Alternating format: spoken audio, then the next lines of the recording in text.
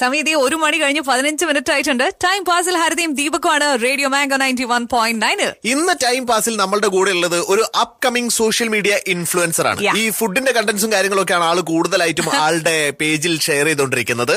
And ആള് ഇപ്പൊ recent ആയിട്ട് ഷെയർ ചെയ്തിട്ടുള്ള ഒരു വീഡിയോ ദാറ്റ് വാസ് അബൌട്ട് കോഴിക്കോടുള്ള പുയ്യാപ്ലത്തക്കാരം.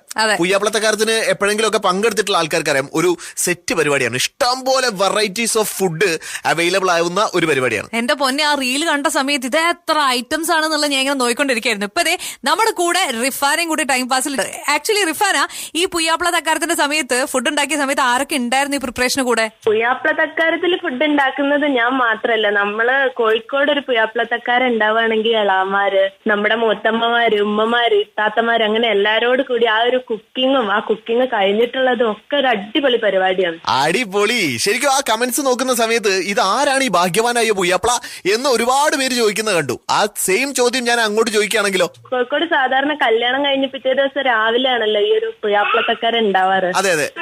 കസിന്റെ കല്യാണം കഴിഞ്ഞപ്പോ അങ്ങനെ ആ ഒരു തക്കാരത്തിന്റെ ഇതിലുണ്ട്. ഓ, ആ തക്കാരത്തിന്റെ വീഡിയോ ആണ് ഇപ്പൊ സോഷ്യൽ മീഡിയയിൽ വൈറലായത്. അതെ അതെ. സത്യത്തിൽ ആ വീഡിയോ കണ്ട സമയത്തുണ്ടല്ലോ, എന്റെ കൈ ഞാൻ എണ്ണിക്കൊണ്ടിരിക്കുകയായിരുന്നു. പക്ഷെ കുറച്ച് കഴിഞ്ഞപ്പോഴത്തേക്ക് എന്റെ കൗണ്ട് അങ്ങോട്ട് പോയി. ടോട്ടൽ എത്ര ഐറ്റംസ് ഉണ്ടായിരുന്നു അന്നത്തെ ദിവസം? എത്ര ഐറ്റംസ് പറഞ്ഞാൽ ഞാൻ എണ്ണിട്ടില്ല. വേണമെങ്കിൽ സ്പീഡിൽ ഐറ്റംസിന്റെ പേരൊന്ന് പറയാം.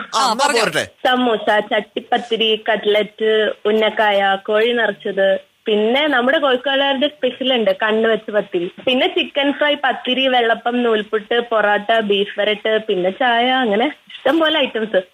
ഇതെല്ലാം കൂടി ഒരാൾക്ക് എങ്ങനെയല്ലേ തിന്നാൻ പറ്റുക? നമ്മള് പുയ്യാപ്ലത്തക്കാരെന്ന് പറയെങ്കിലും അവിടെ കൂടുന്ന നമുക്കും കൂടി ഇതൊരു ഫുഡ് കഴിക്കാനുള്ള ഒരു ചാൻസ് ആണ് ഇത്രയും ഐറ്റംസ്. വീട്ടിലെ ഗസ്റ്റ് വരുന്ന സമയത്തുണ്ടല്ലോ നമ്മുടെ മെയിൻ ഉദ്ദേശം ഇതൊക്കെ തന്നെയാണ് കേട്ടോ. അന്നാണ് സ്പെഷ്യൽ ആയിട്ടുള്ള കുറെ ഫുഡ് ഐറ്റംസ് ഉണ്ടാക്കുക. അപ്പൊ നമ്മുടെ മനസ്സിലുണ്ടാവും, നമുക്ക് കൂടി ഇരുന്ന് കഴിക്കാലോ. എന്തായാലും മലബാർ ഭാഗത്തുള്ള ഈ ഒരു പുയ്യാപ്ലത്തക്കാരത്തിനെ കുറിച്ചിട്ട് കുറച്ചും കൂടി ഡീറ്റെയിൽഡ് ആയിട്ട് നമുക്ക് അറിയാനുണ്ട്. അതൊക്കെ പറയാൻ വേണ്ടിയിട്ട് ആള് നമ്മളുടെ കൂടെ തന്നെയുണ്ട്. So be with us. Time പാസിൽ റേഡിയോ മാംഗോ 91.9.